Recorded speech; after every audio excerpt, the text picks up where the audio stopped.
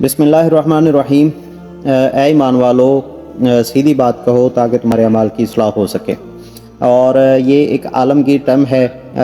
कुरान पाक के अंदर हम जब पढ़ते हैं तो हम सिर्फ इतना ही समझते हैं कि लोगों झूठ ना बोलो, लेकिन ये एक आलमगीर हकीकत है और इसका मफ़हूम जो है वो बड़ा वाज़ेह है कि आप किसी भी शोबे से हों, आप एडवोकेट हैं, आप डॉक्टर हैं, आप हकीम हैं, आप जर्नलिस्ट हैं, whatever profession you are related with, आप सबके लिए ये हकीकत है। और इस्लाम एक आलमगीर हकीकत है। इस्लाम छोटी छोटी बातें नहीं करता, इस्लाम बड़ी बड़ी मफ़हूम वाली बातें करता है। और कुरान के ज़रिए अल्लाह रब्बुल इज़्ज़त ने फरमाया है कि हमेशा जिस भी प्रोफेशन के साथ आप रिलेटेड हैं, हमेशा सीधी बात कहें।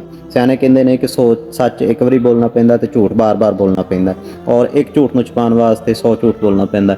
इसीलिए अल्लाह रब्बुल इज़्ज़त की ये जो टर्म है कुरान पाक के अंदर यूज़ हुई है, क़ूलू क़ौलन सदीदा युस्लिह लकुम अमालकुम, ये एक बड़ी वाइड टर्म है और इसको हर प्रोफेशन के लोगों से ये रिलेट करती है कि अपने प्रोफेशन के साथ, आपके साथ जितने भी जुड़े लोग हैं, आपके प्रोफेशन के साथ जितने भी आपके मुतल्लिक़ा लोग हैं, उनके साथ हमेशा सीधी खड़क के बात करें और कोई वल फ़रेब गलत बयानी ना करें। और एक वक्त ऐसा आएगा कि आपके तमाम अमाल अल्लाह रब्बुल इज़्ज़त की नुसरत के साथ दुरुस्त होंगे और आपका एक नाम होगा कि ये बंदा जो है वो बात सीधी और खरी करता है, और आपके अमाल भी दुरुस्त होंगे, आपके लिए आसानियाँ भी होंगी, हम सब के लिए आसानियाँ होंगी।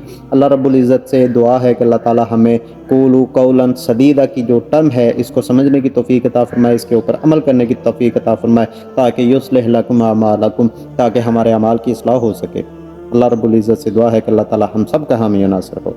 अस्सलामु अलैकुम।